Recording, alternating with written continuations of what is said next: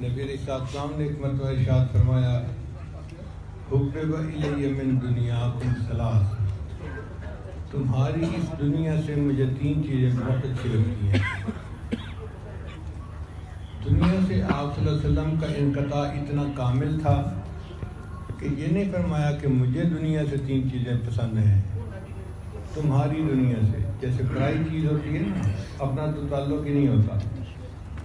مجھے تمہاری دنیا سے 3 چیزیں پسند ہیں۔ کون کون سی؟ فرمایا ایک تو خوشبو کا استعمال کرنا، اور دوسرا نیک بیوی، اور تیسرا میری آنکھوں کی ٹھنڈک نماز میں ہے۔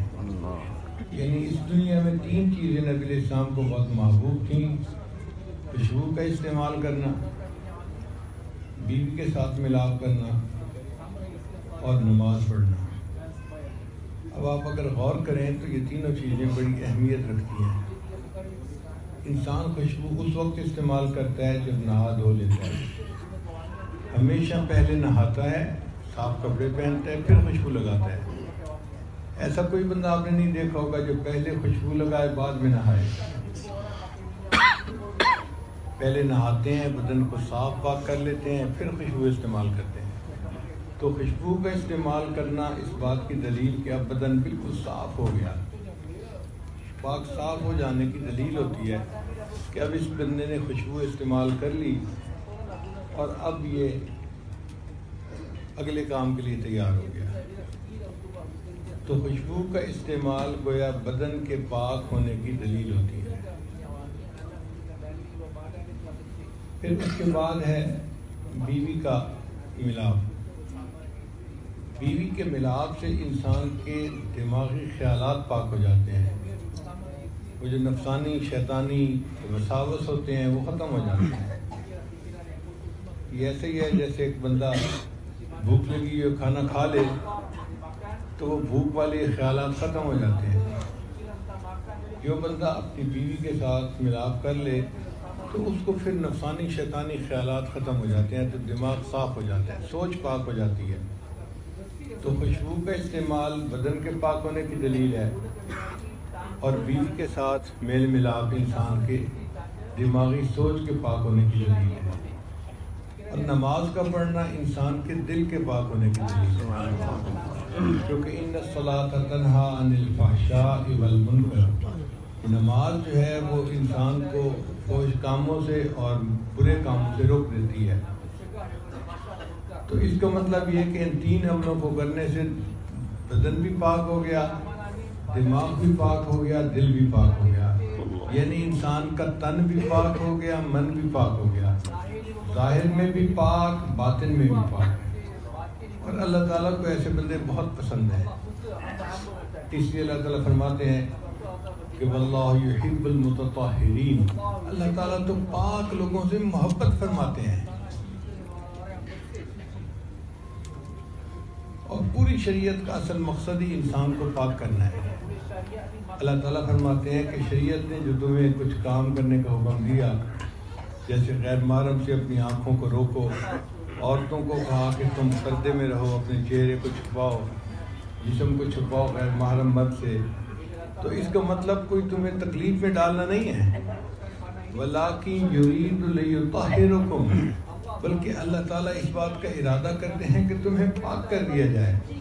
تم اپنی نگاہوں کو غیر محرم سے بچاؤ گے تو تمہارا دل پاکیزہ ہو جائے گا۔ تو احکام شریعت انسان کو پاک کرنے کے لیے آئے ہیں۔ مقصود شریعت بھی یہی ہے کہ انسان من پاک ہو جائے، صاف ہو جائے، اور انسان اللہ کو پسند آ جائے۔ آپ دیکھیے چھوٹا بچہ اگر بو آ رہی ہو نا تو ہر بندہ دیکھتے ہی فوراً کہتا ہے اس کو لے جاؤ امی کے پاس، کوئی نہیں اٹھاتا اس کو کیونکہ بو آ رہی ہوتی ہے۔ حتیٰ کہ خود باپ نہیں بیٹے کو اٹھاتا، وہ بو محسوس کرے گا نا تو اس کو نیچے ہی چھوڑ دے گا اور بیوی کو آواز دے گا کہاں ہو، آؤ اور اس کو صاف کرو۔ تو اپنا باپ بیٹے کو نہیں اٹھاتا اگر گندگی ہے، بدبو آ رہی ہو، اور اسی بچے کو ماں پاک صاف کر کے اچھے کپڑے پہنا دیتی ہے، خوشبو لگا دیتی ہے۔ پھر ہر بندہ اس بچے کو بوسہ دے رہا ہوتا ہے اور سینے سے لگا رہا ہوتا ہے اور اپنے ہاتھوں میں لے رہا ہوتا ہے۔ اسی طرح جب تک ہمارے اوپر گناہوں کی نجاست ہے، بدبو ہے، تو ہم اللہ تعالیٰ سے دور ہیں۔ جب ہم سچی توبہ کر کے پاک ہو جائیں گے تو توبہ کرنے والوں سے اللہ محبت فرماتے ہیں، ان اللہ یحب التوابین و یحب المتطہرین۔ اللہ تعالیٰ توبہ کرنے والوں سے بھی محبت فرماتے ہیں کہ ان کا تن پاک ہو گیا، وَيُحِبُّ الْمُتَطَّهِرِينَ، اور جو من کو پاک کرتے ہیں ان سے بھی اللہ محبت فرماتے ہیں۔ تو نبی علیہ السلام کو جو 3 چیزیں پسند تھیں وہ انسان کو پاک کرنے والی چیز ہے۔ ہمیں بھی چاہیے کہ ہم ان اعمال کو اہتمام کے ساتھ کیا کریں، خوشبو کا استعمال بھی کریں، اب بیوی کے ساتھ اپنے تعلقات اچھے بنا کے رکھیں تاکہ ہماری سوچ ادھر ادھر جائے ہی نہیں۔ جو بندہ اپنے گھر سے کھانا کھا کے نکلتا ہے نا، اس کو حسرت سے باہر کی بنی چیزیں دیکھنے کی ضرورت نہیں رہتی۔ اسی طرح جس کا تعلق اپنی بیوی کے ساتھ ٹھیک ہوتا ہے، اس کو غیر پر نظر ڈالنے کی ضرورت ہی کیا ہے؟ اس کا دل ہی نہیں چاہتا نظر اٹھانے کو۔ کوئی نیلی ہے، پیلی ہے، موٹی ہے، پتلی ہے، ہماری کیا غرض ہے کہ ہم کیوں دیکھیں اس کو؟ تو اس لیے خوشبو کا استعمال کرنا، بیوی کے ساتھ اپنے تعلقات اچھے رکھنا، اور نماز کو اہتمام کے ساتھ، تعدیل ارکان کے ساتھ، خشوع اور خضوع سے ادا کرنا، یہ 3 چیزیں نبی علیہ السلام کو پسند تھی۔ ہمیں بھی یہ پسند ہونی چاہیے اور ان اعمال کو رغبت کے ساتھ کرنا چاہیے۔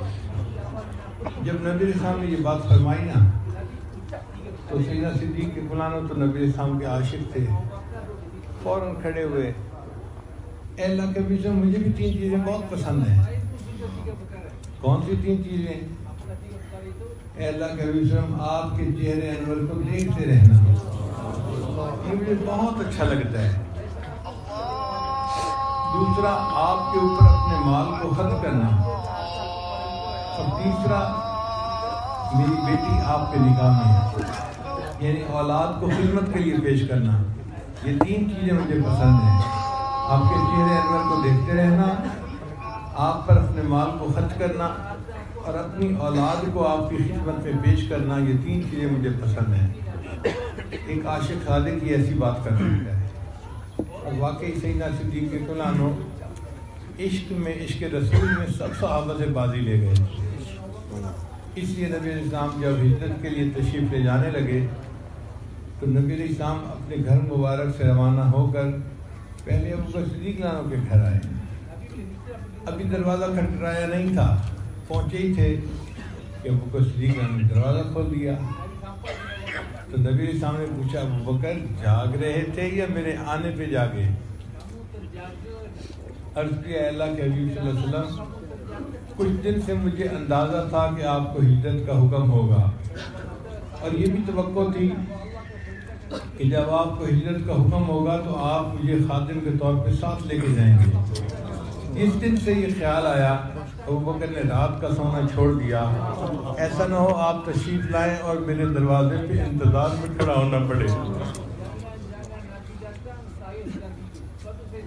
پھر ابو بکر صدیق نے گھر کے سارے لوگوں کو خدمت پہ لگا دیا۔ بیوی کو کہا کہ کھانا بنا دینا، اپنی بیٹی اسماء رضی اللہ عنہا، جو عائشہ رضی اللہ عنہا کی بڑی بہن تھی، بچی تھی، لڑکی تھی، ان کو کہا کہ بیٹی تم چھوٹی ہو، کوئی شک بھی نہیں کرے گا، تم یہ کھانا ہمیں فلاں جگہ غار ثور کے اندر پہنچا دینا۔ اپنے غلام کو کہا کہ بکریاں چرانے کے بہانے وہاں آنا اور ہمیں دودھ پلا دینا۔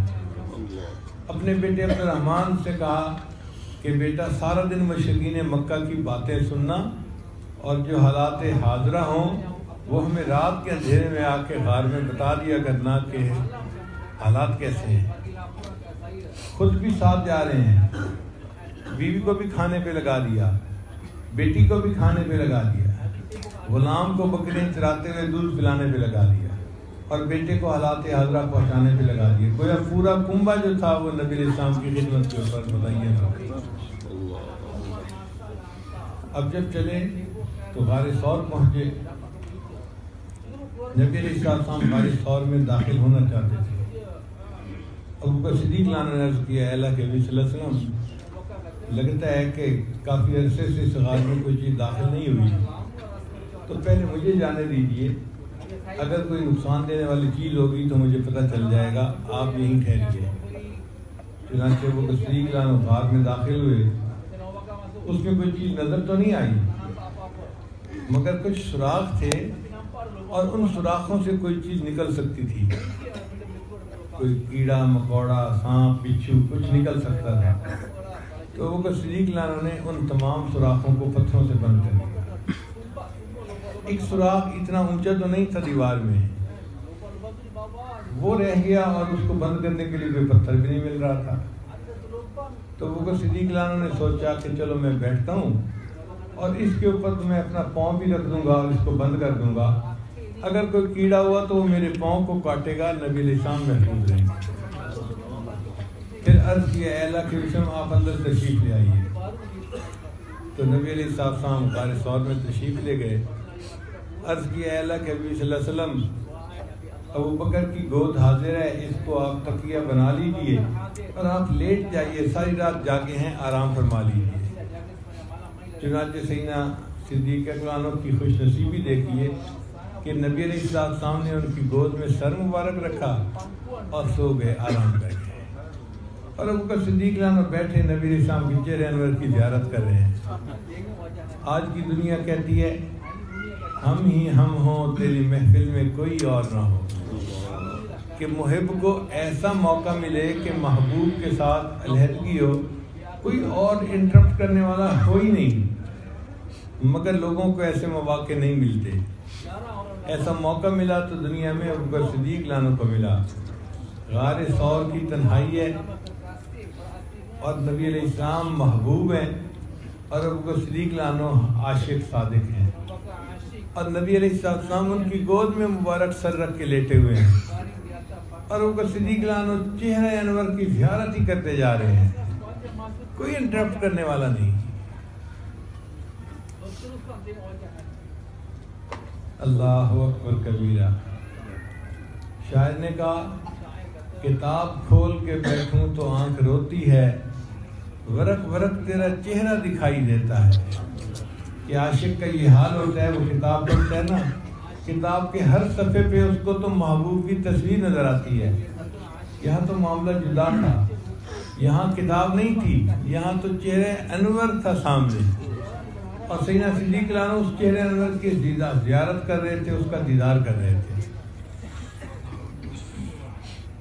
چنانچہ عطا اللہ شاہ صاحب بخاری رحمۃ اللہ علیہ غار ثور کے اس واقعے کو تقریر میں بیان فرماتے تھے, اور فرماتے تھے کہ ابو بکر صدیق غار ثور میں جب آپ بیٹھے تھے اور آپ کی گود میں نبی علیہ السلام کا مبارک سر تھا, اور نبی علیہ السلام تو سو رہے تھے, آرام فرما رہے تھے, اور آپ ان کے چہرے کی زیارت کر رہے تھے, تو مجھے تو یوں لگتا ہے قرآن کی مانند تھا. اور ابو بکر آپ مجھے قاری نظر آتے ہیں, آپ بیٹھے ہوئے قرآن کی تلاوت کر رہے تھے.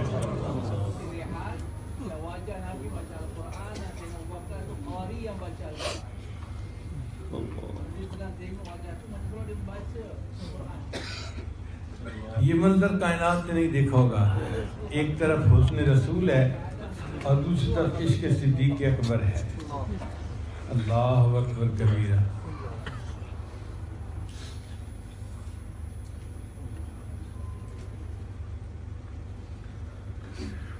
اب ایسے وقت میں ایک سوراخ کے اندر سانپ تھا, وہ باہر نکلنا چاہتا تھا, لیکن آگے ابو بکر صدیق نے اپنا پاؤں رکھا ہوا تھا, تو اس سانپ نے صدیق کے پاؤں کو کاٹا. اب زہر کی وجہ سے درد ہوئی اور ابو بکر صدیق کی آنکھوں سے آنسو ٹپک پڑے. ایک آنسو کا قطرہ نبی علیہ السلام کے رخسار مبارک پر گرا, تو نبی علیہ السلام کی آنکھ کھل گئی. نبی علیہ السلام نے پوچھا, ابو بکر ما یبکیک, آپ کیوں رو رہے ہیں؟ آپ اتنے خوش نصیب کہ آپ کی گود میں کونین کے سردار کا مبارک سر ہے اور آپ رو رہے ہیں۔ عرض کیا اللہ کے حبیب صلی اللہ علیہ وسلم یہ اختیاری رونا نہیں ہے، بے اختیاری کا رونا ہے۔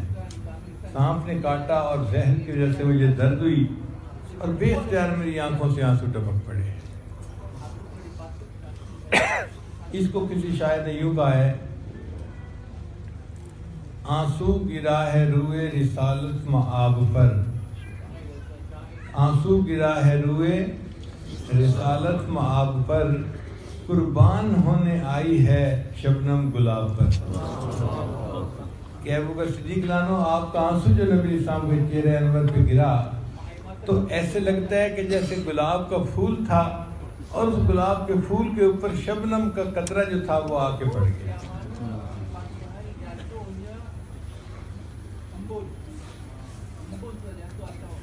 اسی لیے یہ 3 دن رات جو نبی علیہ السلام کے ساتھ صدیق اکبر نے گزارے، ان کی اتنی قدر و قیمت تھی کہ حضرت عمر لانو اپنی زندگی میں فرمایا کرتے تھے،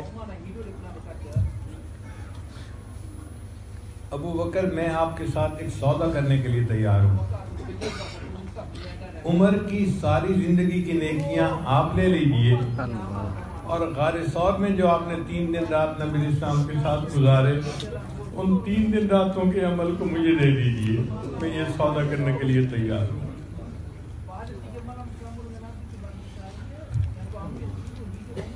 تو صدیق اکبر نے کہا کہ اللہ کے حبیب سے مجھے 3 چیزیں پسند ہیں، آپ کے چہرے انور کو دیکھتے رہنا، آپ کے اوپر اپنے مال کا خرچ کرنا، اور یہ کہ میری بیٹی آپ کے نگاہ میں ہے، اولاد کو آپ کی خدمت کے لیے پیش کرنا۔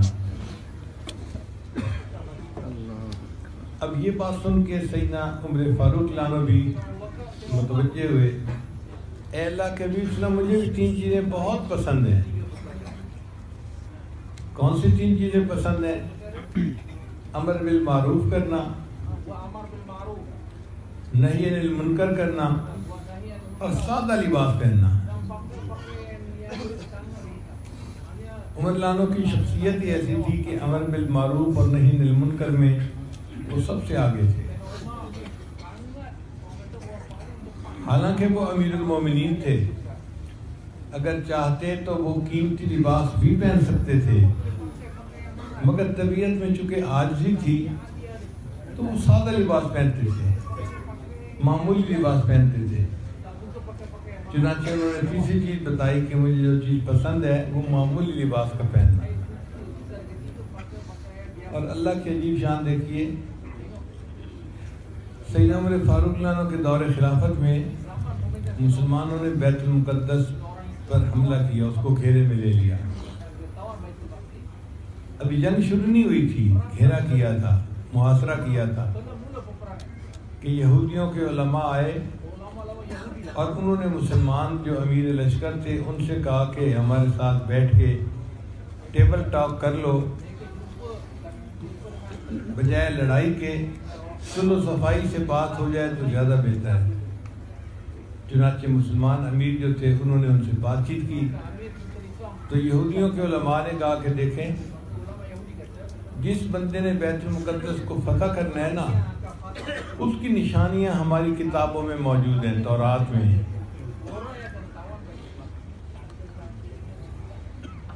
آپ اپنے امیر المومنین کو پیغام بھیجیں کہ وہ یہاں تشریف لائیں، جب وہ آئیں گے تو ہم ان میں وہ نشانیاں دیکھیں گے، اگر وہ نشانیاں ہم نے دیکھ لی تو بغیر لڑائی کے ہم بیت المقدس آپ کے حوالے کر لیں گے، چابیاں آپ کے حوالے کر دیں گے، اور اگر وہ نشانیاں ہم نے نہ دیکھی تو پھر تم قیامت تک لڑتے رہنا، تم ہم سے یہ بیت المقدس نہیں چھڑوا سکتے۔ تو امیر لشکر نے حضرت عمر فاروق لانو کو پیغام بھیجا کہ حضرت آپ تشریف لائیے، آپ کے تشریف لانے سے لڑائی کے بغیر بیت المقدس فتح ہو جائے گا۔ چنانچہ عمر لانو نے صحابہ کرام سے مشورہ کیا اور اپنے ایک غلام کو ساتھ لے کر سفر پر روانہ ہوئے۔ سواری ایک تھی، بندے 2 تھے۔ آپس میں یہ طے پایا کہ ایک منزل حضرت عمر رضی اللہ عنہ سواری پر بیٹھیں گے، دوسرا بندہ پیدل چلے گا، پھر اگلی منزل بندہ اونٹ پر بیٹھے گا اور عمر رضی اللہ عنہ پیدل چلیں گے، اور اس طرح سفر بھی طے ہو جائے گا اور ایک سواری سے گزارا بھی ہو جائے گا۔ کچھ صحابہ کرام نے امیر المومنین کی خدمت میں عرض کیا کہ حضرت آپ اسلام کے نمائندہ بن کے جا رہے ہیں، تو ہمارا دل چاہتا ہے کہ یہ جو آپ نے لباس پہنا ہوا ہے نا، اس پہ پیوند لگے ہوئے ہیں، اور ایک پیوند تو چمڑے کا لگا ہوا ہے، یعنی کاٹن کا کرتا تھا، لیکن چونکہ کاٹن کا پیس کوئی اویلیبل نہیں تھا تو چمڑے کا پیوند اس کو لگا دیا گیا تھا یہ جگہ سے، تو آپ اس کو بدل کے دوسرے اچھے کپڑے پہن لیں اور آپ مسلمانوں کے نمائندہ بن کر وہاں تشریف لے جائیں۔ عمر رضی اللہ عنہ نے ان کے اصرار پر وہ لباس اچھے والا پہن لیا اور پرانا لباس اتار دیا۔ جیسے ہی مدینہ طیبہ سے باہر نکلے تو عمر رضی اللہ عنہ ایک جگہ کھڑے ہو گئے، فرمانے لگے میں نے لوگوں کے اصرار پر اچھا لباس پہن تو لیا ہے، میرا دل جو ہے نا وہ ابھی تک متذبذب ہے، میرا دل میں انشراح نہیں ہے، بوجھ مجھے محسوس ہو رہا ہے، لہٰذا وہاں پہ تو کوئی بندہ تھا نہیں، آپ نے نیا لباس اتار دیا اور وہی پیوند لگا لباس جو تھا وہ دوبارہ سے بہتر فرما لیا، اور فرمانے لگے کہ اب میں اپنے دل میں اس کا نور محسوس کر رہا ہوں۔ وہ جو تکلف کا لباس تھا اس کی وجہ سے قبض کی کیفیت تھی، اور اب جب میں نے یہ اپنا اصلی لباس پہن لیا تو میرے اوپر اب بست کی کیفیت ہو گئی ہے، مجھے نور محسوس ہو رہا ہے، انشراح صدر محسوس ہو رہا ہے۔ چنانچہ عمر رضی اللہ عنہ نے اپنے غلام کے ساتھ سفر کیا، کرتے کرتے کرتے کرتے اللہ کی شان دیکھیے کہ جب آخری منزل تھی نا تو سواری پر غلام کے بیٹھنے کا ٹرن تھی اور امیر المومنین کے پیدل چلنے کی ٹرن تھی۔ غلام نے کہا بھی صحیح کہ حضرت آگے یہودیوں کے علماء استقبال کے لیے کھڑے ہوں گے، آپ سواری پر بیٹھ جائیے اور میں تو غلام ہوں، میں پیدل چل لوں گا اور مہار پکڑ کے وہاں پہنچا دوں گا۔ اللہ نے فرمایا نہیں، میں انسان ہوں، تھک جاتا ہوں، آرام کی ضرورت ہے، آپ بھی انسان ہیں، آپ بھی تھک جاتے ہیں، آپ کو بھی آرام کی ضرورت ہے، اب اگر باری آپ کی ہے تو آپ اونٹ پہ بیٹھیں گے اور میں اس کی مہار پکڑ کے چلوں گا۔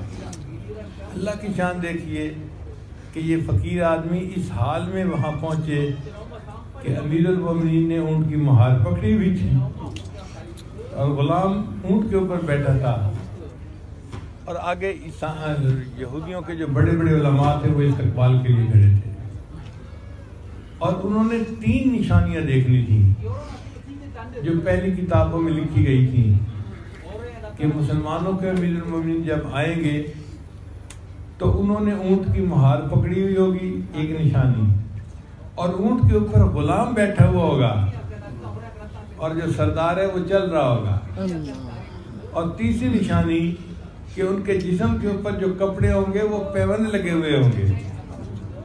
تو انہوں نے 3 نشانیاں دیکھیں تو تینوں نشانیاں واضح نظر آ گئیں، تو یہودیوں کے علماء نے کہا کہ ہم بغیر لڑائی کے بیت المقدس کی چابیاں ان کے حوالے کرتے ہیں۔ اللہ کی شان دیکھیے کہ حضرت عمر رضی اللہ عنہ کو اللہ تعالیٰ نے بیت المقدس کا فاتح بنا دیا، تو اس میں ان کا جو سادہ لباس پہننے کا مزاج تھا نا وہ اللہ کی طرف سے نشانیاں تھیں ان کے بارے میں۔ تو عمر رضی اللہ عنہ نے فرمایا مجھے 3 چیزیں پسند ہیں، کون کون سی؟ عمل بالمعروف کرنا، نہی عن المنکر کرنا، اور تیسرا سادہ لباس پہننا۔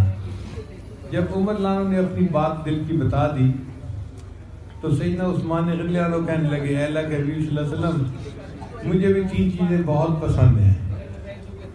پہلی بات بھوکوں کو کھانا کھلانا، بھوکوں کو کھانا کھلانا، ننگوں کو کپڑے پہنانا، اور تیسری چیز قرآن مجید کی تلاوت کثرت کے ساتھ کرنا۔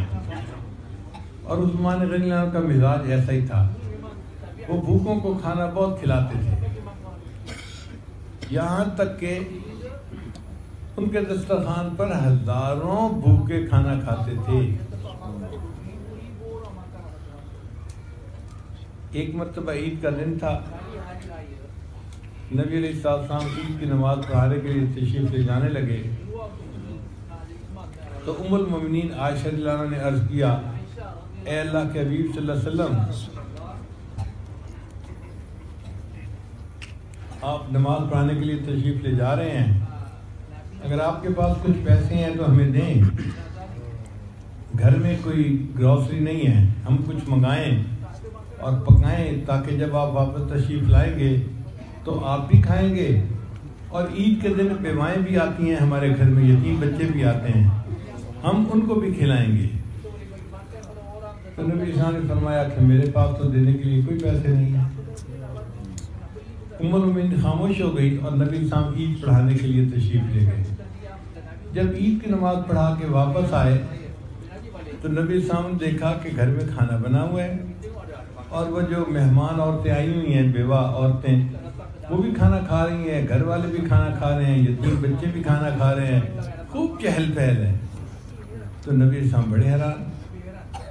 ام المومنین عائشہ نے پوچھا کہ عائشہ یہ کھانا کیسے نے پکایا؟ اے اللہ کے حبیب صلی اللہ علیہ وسلم، جب آپ عید کی نماز پڑھانے کے لیے تشریف لے گئے تو آپ کے غلام عثمان ابن عفان رضی اللہ تعالیٰ عنہ نے آپ کی ہر زوجہ کے گھر ایک اونٹ سامان سے لدا تحفے کے طور پہ بھیجا۔ میرے پاس بھی ایک سامان سے لدا ہوا اونٹ آیا، اس میں گروسری کا سامان تھا، اب اس سے میں نے کھانا بنایا ہے، میں بھی کھا رہی ہوں اور مہمان عورتیں بھی کھانا کھا رہی ہیں، یتیم بچے بھی کھانا کھا رہے ہیں۔ نبی علیہ السلام کا دل بہت خوش ہوا اور نبی علیہ السلام نے دعا دی، یا رحمان سہل الحساب علی العثمان، اے رحمان قیامت کے دن عثمان کے حساب کو آسان فرما دینا۔ تو عمر حضرت عثمان غنی عنہ بھوکوں کو کھانا کھلاتے تھے۔ صحابہ کرام کے اندر یہ صفت اتنی تھی کہ حضرت عمر عنہ کے دسترخوان پر ایک دن میں 60,000 بھوکے کھانا کھاتے تھے۔ 60,000 بھوکے ایک دن میں کھانا کھاتے تھے۔ آپ بتائیے، آپ نے دنیا میں کوئی سخی دیکھا کہ جس کے دسترخوان پہ 60,000 بندے، 6,000 بندے روز کھانا نہیں کھاتے؟ 60,000 تو بڑی دور کی بات ہے۔ ہمارے علاقے میں ایک بندہ ہے، اللہ نے اس کو بہت پیسہ بھی دیا ہے اور نیکی بھی دی ہے، تو وہ ہفتے میں ایک دن سب کی دعوت کرتا ہے اور اعلان ہوتا ہے کہ جس کو بھوک لگی ہے آئے کھانا کھائے۔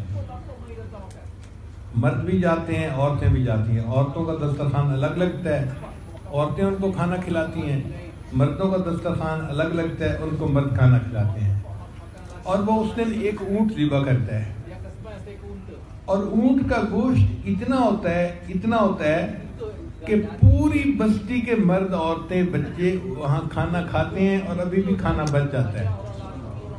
اب آپ اندازہ لگائیے کہ ایک اونٹ کا کھانا پوری بستی کے مرد عورتوں کے کھانے کے لیے کافی ہوتا ہے۔